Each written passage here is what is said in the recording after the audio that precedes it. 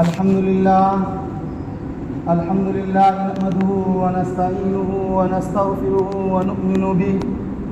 ونتوكل عليه ونعوذ بالله من شرور أنفسنا ومن سيئات أعمالنا من يهده الله فلا مضل له ومن يضلل فلا هادي له ونشهد أن لا إله إلا الله وحده لا شريك له ونشهد أن سيدنا ونبينا ومولانا محمدا عبده ورسوله أما بعد قال الله تبارك وتعالى إن عدة الشهور عند الله 12 شهرا في كتاب الله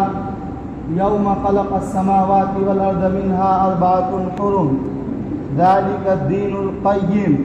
فلا تظلموا فيهن أنفسكم وقال النبي صلى الله عليه وسلم صيام عاشوراء احتسب على الله أن يكفر السنة التي قبله أو كما قال النبي صلی اللہ علیہ وسلم۔ معزز سامعین کرام اور میرے نوجوان دینی بھائیوں، بزرگوں اور دوستوں، ہم اور آپ جس ماہ مبارک سے گزر رہے ہیں وہ ماہ مبارک محرم الحرام کا مہینہ ہے، اور میرے بھائیوں ہمارے اسلامی مہینے اسی مہینے سے آغاز ہوتا ہے، یعنی آج سے 3 دن قبل ہجری سال 1447 تھا، تو محرم کے آنے کی وجہ سے اب یہ 1448 میں تبدیل ہو گیا۔ اور میرے بھائیوں جس طرح غیروں کے لیے جنوری کا دن بڑا ہی عظیم اور بابرکت مانا جاتا ہے، ہی اس سے کہیں زیادہ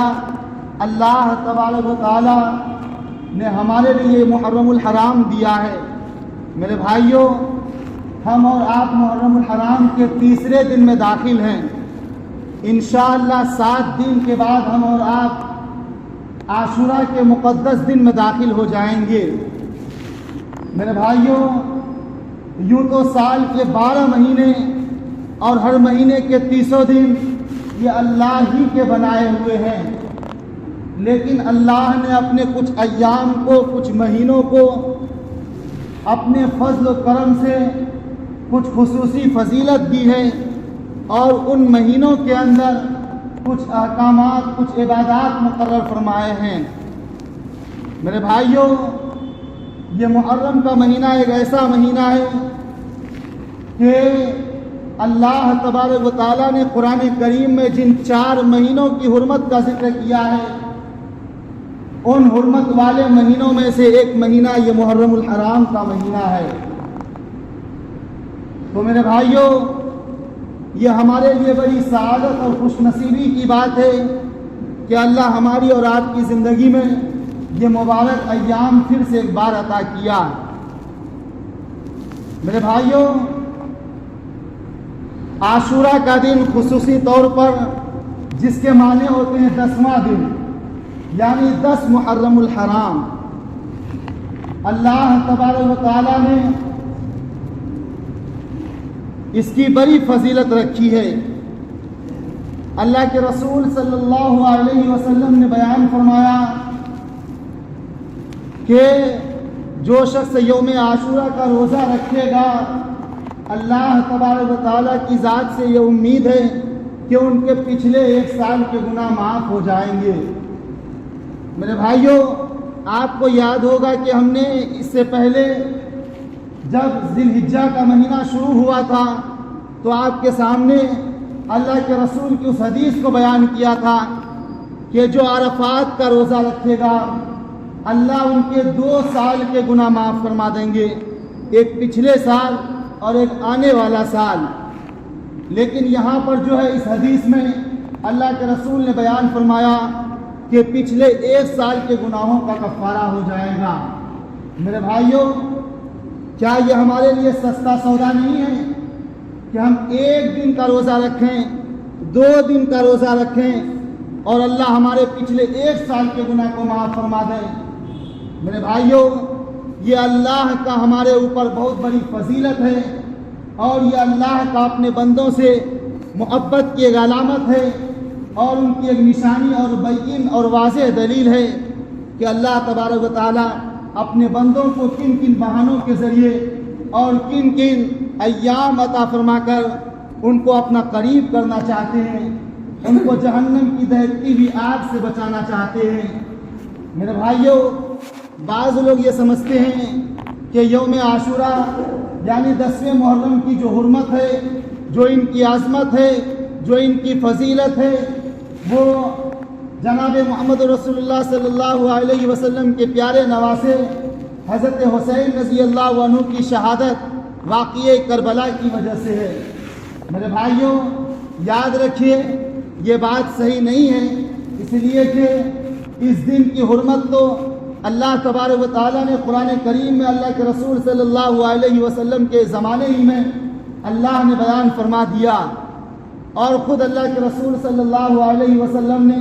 اس دن کے متعلق احکامات دیے، فرمودات دیے، بتائے کہ کیسے اس دن کو گزارنا ہے۔ اور میرے بھائیوں، آپ یعنی حضرت حسین رضی اللہ عنہ کی شہادت کا واقعہ تقریباً جناب رسول اللہ کے اس دنیا سے پردہ فرمانے کے 60 سال کے بعد پیش آیا۔ تو میرے بھائیوں، پہلی غلط فہمی کہ یہ حضرت حسین رضی اللہ عنہ کی شہادت کی وجہ سے ہے، یہ غلط ہے، بلکہ یہ حضرت حسین رضی اللہ عنہ کی مزید فضیلت اور ان کی مقبولیت کی دلیل ہے کہ اللہ نے آپ کو ایک ایسے دن شہادت کا مقام عطا فرمایا، ایک ایسے دن شہادت جیسی عظیم المرتبت کامیابی سے ہمکنار کیا، جو دن پہلے ہی سے اللہ کے یہاں فضیلت والی اور حرمت والی اور محترم والا دن تھا،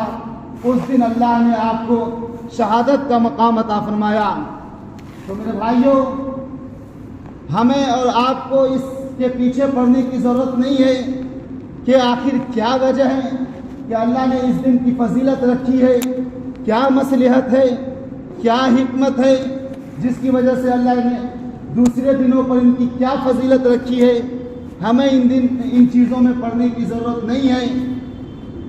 اسی طرح بعض لوگوں میں یہ مشہور ہے کہ حضرت آدم علیہ السلام جس دن دنیا میں اترے وہ یہی عاشورہ کا دن تھا۔ بعض لوگوں کا کہنا ہے کہ حضرت نوح علیہ السلام کی کشتی جب طوفان سے خشکی پر اتری تو وہ یہی عاشورہ کا دن تھا، اور حضرت ابراہیم علیہ السلام کو جب نار نمرود میں ڈالا گیا اور اللہ کے حکم سے وہ آگ گلے گلزار بن گیا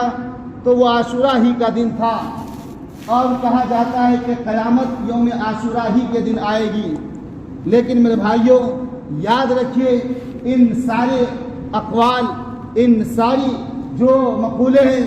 جو ہماری کانوں میں پڑھتے رہتے ہیں، ان کی کوئی حقیقت نہیں ہے، ان کی کوئی بنیاد نہیں ہے،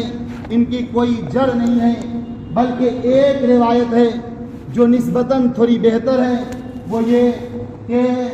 حضرت موسیٰ علیہ السلام کو اللہ نے جس دن فرعون اور فرعونیوں سے نجات دلائی وہ یہی عاشورہ کا دن تھا کہ اللہ تبارک و تعالیٰ کے حکم سے حضرت موسیٰ علیہ السلام اپنی قوم بنی اسرائیل کو لے کر فرعون اور ان کے جو علاقے ہیں وہاں سے نکل پڑتے ہیں، اور آگے دریا آ جاتا ہے۔ پھر قرآن کریم میں پوری تفصیل ہے کہ آپ کی قوم آپ سے لڑتے جھگڑتے ہیں اور بحث و مباحثہ ہوتا ہے کہ پیچھے فرعون اور فرعونی آ رہا ہے، ان کا لشکر پورے ہمارے سامنے آ رہا ہے، اب آگے دریا ہے، اب کہاں جائیں۔ چنانچہ میرے بھائیوں،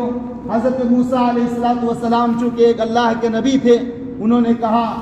انما معی ربی سیہدین، پارا راستے بن گئے، اور وہ سارے کے سارے موسیٰ علیہ السلام کے ساتھ دریا پار کر گئے، اور پیچھے جو فرعون اور فرعون کے لشکر آیا تھا انہوں نے دیکھا کہ سامنے راستہ پڑا ہوا ہے، چنانچہ وہ لوگ بھی اسی راستے میں چل پڑے۔ لیکن جب فرعون اور فرعون کا پورا لشکر بیچ دریا میں چلا گیا تو اللہ کے حکم سے وہ پانی مل گیا، اور اس طرح سے حضرت موسیٰ علیہ السلام بنی اسرائیل کو لے کر نکل جاتے ہیں، اور فرعون اور فرعونی اسی میں غرقاب ہو جاتے ہیں۔ تو میرے بھائیوں، حضرت موسیٰ علیہ السلام اور ان کی قوم کو اسی دن فرعونیوں سے نجات ملی، جس کے شکرانے کے طور پر یہودی حضرات بھی اس دن روزہ رکھتے تھے۔ تو میرے بھائیوں، جیسا کہ ہم نے کہا کہ ہمیں اس میں پڑھنے کی ضرورت نہیں کہ آخر کیا وجہ ہے، بلکہ یہ اللہ کے ایام ہیں۔ اللہ جن دنوں کو چاہتے ہیں وہ اپنی فضیلت اور برتری عطا کرتے ہیں۔ اللہ تبارک و تعالیٰ اس کی حکمت اور اس کی کیا مصلحت ہے وہ ان کو بہتر جانتے ہیں۔ البتہ اتنی بات ضرور ہے کہ جب یہ دن پہلے ہی سے فضیلت والی دن چلی آ رہی ہے تو اللہ کے رسول صلی اللہ علیہ وسلم نے اس دن جو احکام کیے، جو عبادات کیے، جو اللہ کے آگے جھکے، ہمیں ان طریقوں کو اپنانا ہے اور ان راستوں پر چلنا ہے۔ میرے بھائیوں، یاد رکھیے اللہ کے رسول صلی اللہ علیہ وسلم سے عاشورہ کے دن صرف ایک سنت ثابت ہے، اور وہ یہ ہے کہ اللہ کے رسول صلی اللہ علیہ وسلم نے بیان فرمایا کہ اگر کوئی عاشورہ کے دن کا روزہ رکھے گا تو اللہ اس کے پچھلے ایک سال کے گناہوں کا کفارہ کر دے گا، یعنی پچھلے ایک سال کے گناہ معاف فرما دے گا۔ تو میرے بھائیوں، ہمیں اور آپ کو بھی چاہیے کہ یوم عاشورہ کے دن کی روزہ رکھیں گے، اور یہاں پر اچھی طرح سے جان لیجئے کہ اللہ کے رسول صلی اللہ علیہ وسلم اپنی آخری یوم عاشورہ میں فرمایا کہ چونکہ ہم بھی اس دن روزہ رکھتے ہیں اور یہودی بھی شکرانے کے طور پر روزہ رکھتا ہے، اس لیے اگر اللہ نے زندگی ہماری اور دی، ہماری زندگی نے وفا کیا تو انشاءاللہ اگلے آنے والے سال میں ہم 2 دن روزہ رکھیں گے، یا تو 9 محرم کو ملا لیں گے یا 11 محرم کو ملا لیں گے۔ لیکن اللہ کے رسول صلی اللہ علیہ وسلم آنے والے عاشورہ سے پہلے اس دنیا سے اٹھا لیے گئے، اور میرے بھائیوں آپ کو اس کا موقع نہیں ملا، لیکن چونکہ آپ کا فرمان جاری ہو چکا تھا اور صحابہ کرام آپ کے ایک ایک فرمان کے شہدائی تھے، اس کے متوالے تھے، چنانچہ صحابہ کرام نے اس پر عمل کیا۔ جب آنے والا یوم عاشورہ آیا تو بعض صحابہ کرام 9ویں اور 10ویں کو روزہ رکھا، اور بعض نے 10ویں اور 11ویں کو روزہ رکھا۔ تو میرے بھائیوں، ہمیں بھی چاہیے کہ 2 دن روزہ رکھیں گے۔ اگر ہم نے 1 دن روزہ رکھ لیا تو یہ مکروہ تنزیہی اور خلاف اولا ہے، لیکن کوئی گناہ نہیں ہے، بلکہ اگر کوئی 1 دن بھی روزہ رکھ لیتا ہے تو اللہ اس کے 1 سال کے گناہ کو معاف فرما دیں گے۔ لیکن چونکہ اللہ کے رسول کی خواہش اور ان کی خوشی اسی میں تھی کہ ہم 2 دن روزہ رکھیں گے، تو ہمیں بھی چاہیے کہ ہم 2 دن ملا کر روزہ رکھیں گے، یا تو 9ویں اور 10ویں یا 10ویں اور 11ویں۔ ہم انگریزی تاریخ میں کہہ سکتے ہیں کہ آپ 25 اور 26 جون کو رکھیے، یا 26 یا 27 جون کو رکھیے۔ میرے بھائیوں، آپ دیکھیے یہاں پر پوائنٹری والی بات اور نقطے کی بات کہ اللہ کے رسول صلی اللہ علیہ وسلم عبادت میں، ایک اچھا کام میں، جائز کام میں اللہ کے رسول صلی اللہ علیہ وسلم نے کیا کہا کہ ہمیں دوسروں کی، یہودیوں کی مشابہت اختیار نہیں کرنی ہے، اس لیے کہ ہمیں اور آپ کو جو دین ملا ہے وہ سارے ادیان و مذاہب سے ممتاز ہے، سب پر فوقیت رکھتی ہے، ان کا ایک الگ مقام ہے، ان کا اپنا ایک مکمل ضابطہ ہے۔ میرے بھائیوں، اسی لیے ہمیں چاہیے، گناہوں کے کام میں تو دور، عبادت میں بھی ہم ان کے ساتھ شرکت نہیں کر سکتے ہیں۔ اسی لیے اللہ کے رسول صلی اللہ علیہ وسلم کا فرمان ہے خالف المشرکین، کہ جو غیر مسلم ہیں، جو اللہ اور ان کے رسول کو نہیں مانتے ہیں، تم ان سے ظاہری اور باطنی دونوں طور پر اپنا الگ امتیاز رکھو، اپنا الگ پہچان رکھو، ان سے اپنے آپ کو علیحدہ رکھو۔ میرے بھائیوں، آج دیکھیے ہمارے معاشرے کا کیا حال ہے۔ میرے بھائیوں، ہر طرف دیکھیے کہ ہمارا پہناوا کیا ہے، ہمارا اٹھنا بیٹھنا کیا ہے، ہماری کلچر کیا ہے، ہماری تہذیب و ثقافت کیا ہے، ہم کس راستے پر چل پڑے ہیں۔ میرے بھائیوں، ہم ان لوگوں کے راستے پر چل پڑے ہیں جو ہماری پٹائی کرتی ہے، جو ہمارے خلاف آئے دن نہ جانے کس کس طرح کے پروپیگنڈا چلاتے رہتے ہیں، اور ان کی کوشش یہ رہتی ہے کہ اس مسلمان کو، اللہ اور ان کے رسول کے نام لیوا کو اس دنیا سے مٹا دیا جائے اور یہاں سے نیست و نابود کر دیا جائے۔ لیکن میرے بھائیوں، ہماری بے حیائی اتنے عروج پر پہنچ چکی ہے کہ اتنے ہونے کے باوجود بھی ہم انہی غیروں کے نقش قدم پر چلتے ہیں، اور میرے بھائیوں ہمیں اس کا احساس بھی نہیں ہوتا ہے۔ یاد رکھیے، ہمارا طرز، ہمارا چال ڈھال، ہمارا چلنا پھرنا، ہمارا اٹھنا بیٹھنا، ہمارا کھانا پینا، ہمارا چہرہ، ہمارا سراپا، ہمارا پورا بدن ایسا ہو جو میرے بھائیوں اللہ کے رسول اور صحابہ کرام جیسا ہو، تاکہ ہم کل قیامت کے دن اللہ کے رسول صلی اللہ علیہ وسلم کے سامنے پیش ہونے سے کسی طرح کی گھبراہٹ، شرم یا عار محسوس نہ کریں۔ میرے بھائیوں یاد رکھیے، اللہ کے رسول صلی اللہ علیہ وسلم نے یہاں پر اس طرح اشارہ فرما کر بتا دیا کہ دنیا کے کوئی بھی کام ہو ہمیں غیروں کا طریقہ نہیں اختیار کرنا ہے، بلکہ جو ہمیں مکمل ضابطہ دیا گیا ہے ان کو اپنی زندگی میں عملی جامہ پہنانا ہے۔ میرے بھائیوں قرآن کریم کی آیت کو دیکھیے، جہاں 4 مہینے حرمت والے مہینے کا ذکر فرمایا،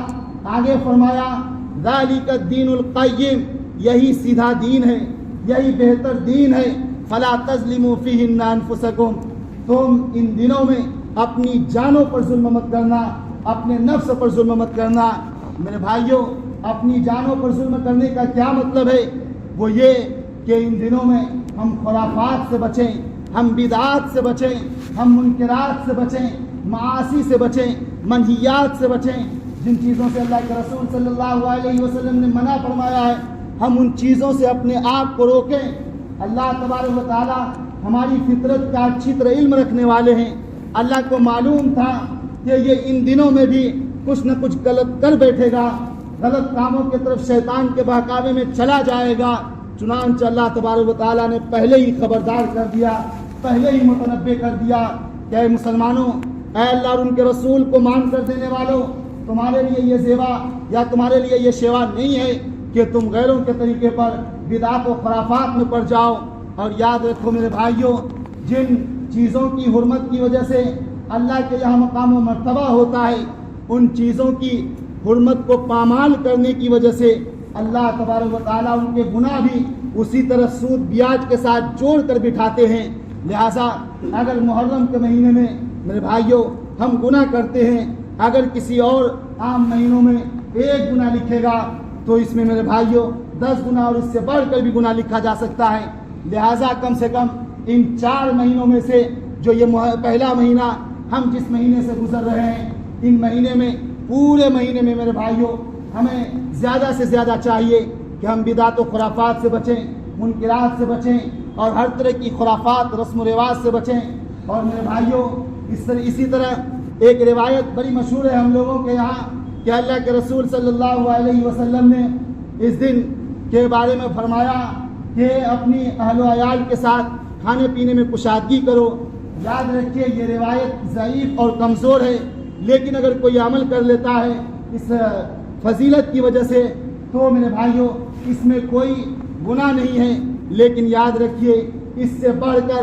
اگر ہم اپنے آپ کو لازم پکڑ لیں کہ محرم کے دن، یوم عاشورہ کے دن کھچڑا پکانا لازمی ہی سمجھ لیں تو میرے بھائیوں یہ غلو ہوگا، اور یہ آپ اپنی طرف سے کر رہے ہوں گے، اور اس کے بارے میں اللہ کے یہاں آپ کو جواب دینا ہوگا۔ لہٰذا ہمیں صرف ایک کام کرنا ہے، وہ یہ کہ 9ویں اور 10ویں کو ہم روزہ رکھیں گے، یا 10ویں یا 11ویں کو روزہ رکھیں گے، اور پورے یوم عاشورہ کا 10ویں دن جو ہے ہم اللہ سے گر گرائیں گے، اللہ کے سامنے مانگیں گے، اللہ کو راضی کرنے کی کوشش کریں گے میرے بھائیوں۔ اور یاد رکھیے اللہ تبارک و تعالیٰ نے جو دین دیا ہے، جب تک ہم اس دین پر نہیں چلیں گے تب تک ہمارے لیے کامیابی نہیں ہو سکتی ہے۔ لہٰذا ہم اللہ تبارک و تعالیٰ سے دعا کرتے ہیں کہ اللہ تبارک و تعالیٰ اس ماہ مبارک کی حرمت کو برقرار رکھنے اور ان میں زیادہ سے زیادہ اپنے آپ کی رضا اور خوشنودی کا طالب بن کر اللہ کے سامنے گر گرانے اور جھکنے کی توفیق عطا فرمائے۔ وآخر دعوانا الحمدللہ رب العالمین۔ سنت پڑھنا۔